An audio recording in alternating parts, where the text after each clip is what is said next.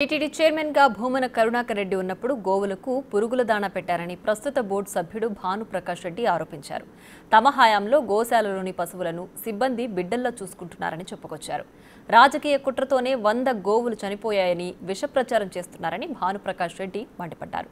ఇంకా ఏమన్నారో మా ప్రతినిధి దామోదర్ అందిస్తారు. గోశాలలో గత 3 నెలలుగా 100 ఆవులు మరణించాయంటూ మాజీ టీటీడీ చైర్మన్ భూమన కరుణాకర్ రెడ్డి చేసిన ప్రకటనతో టీటీడీలో ఈ విషయం చర్చనీయాంశంగా మారింది. ఇది చాలా అబద్ధము.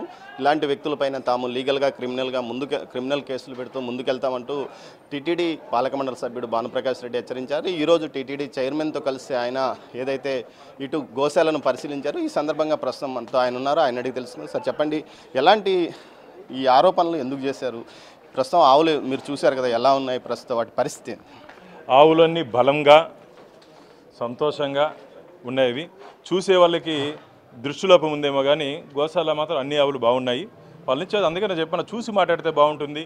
ఎవరో పంపించినటువంటి ఇన్ఫర్మేషన్ని ఎప్పుడో ఉన్నటువంటి ఫోటోల్ని పెట్టుకొని మాట్లాడితే మంచిది కాదు. అయ్యా కరుణాకర్ రెడ్డి గారు, గోవులతో గోవిందుడితో ఆడుకోవద్దు. నీ రాజకీయ పబ్బం గడుపుకోవడానికి ఈరోజు పూర్తిగా తిరుపతి ప్రజలు నిన్ను నీ పార్టీని తీసుకుపోయి బంగాళాఖాతాలు కలిపేశారు. ఇంకా సిగ్గు రాకుండా ఈరోజు దేవుడితో రాజకీయాలు చేస్తున్నాం. ఇది మంచిది కాదు.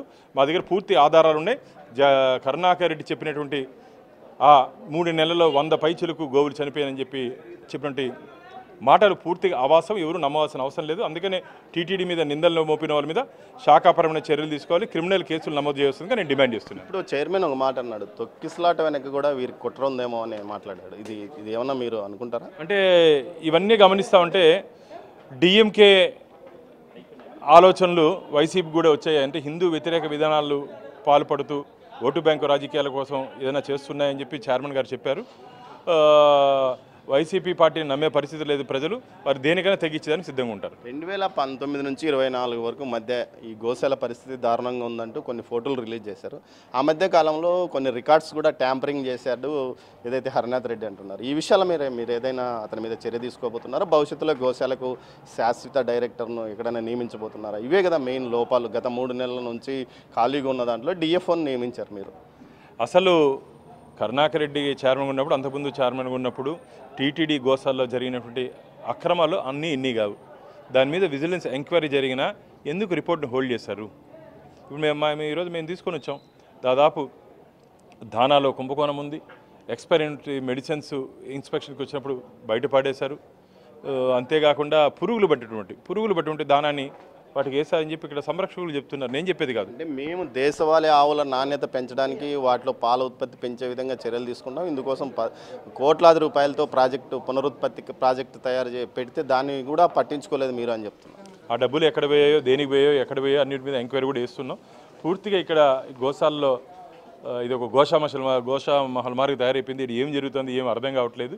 దీని మీద పూర్తిగా ఇప్పుడే చైర్మన్ గారితో మాట్లాడాము. లోతుగా ఎంక్వైరీ చేసిన తర్వాత పూర్తి వాస్తవాలు గోవింద భక్తుల ముందు పెట్టబోతున్నాం. మీరు ఒక ఫోటో చూపించారు, వీడియో చూపించారు, పురుగులు పడిన దానా గతంలో పంపిణీ అయింది అని. అంటే ఆ దానా పంపిణీదారుడు ఎవరు, దాని వ్యవహారాలు ఏమన్నా మీరు తెలుసు? ఆ దానా పంపిణీలో దాదాపు ₹1 కోటి ఏడాదికి అక్రమాలు జరిగినాయని చెప్పి ప్రాథమికంగా మాకు నివేదిక ఉంది. ఇక్కడ పనిచేసినటువంటి సిబ్బంది కూడా పురుగులు పట్టినటువంటి దానాన్ని మేము ఆ రోజు పెట్టాము, అది మంచిది కాదని చెప్పి డైరెక్టర్ దృష్టికి తీసుకుని వెళ్తే మా మాటలు పట్టించుకోలేదని చెప్పి వారు చెప్తున్నారు. ఇదన్నీ బాధగా ఉంది.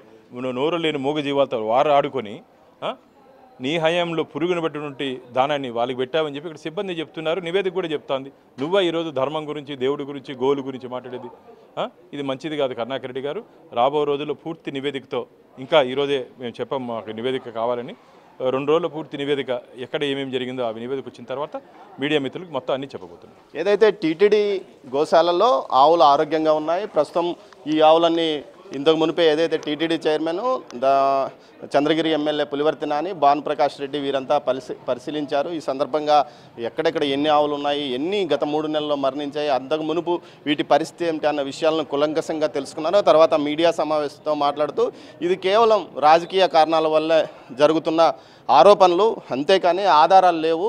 అంటే మొత్తం మీద చూస్తే ఇవన్నీ కేవలం రాజకీయం కోసం చేస్తున్న వ్యవహారం అంటూ కూడా వారు సీరియస్గా చెప్పారు. అయితే దీనికి సంబంధించి తాము క్రిమినల్, సివిల్ కేసులు కూడా దాఖలు చేయబోతున్నట్లు కూడా వీరు చెప్తున్నారు. కెమెరా పర్సన్ పురుషోత్తంతో దామోదర్, తిరుపతి గోశాల.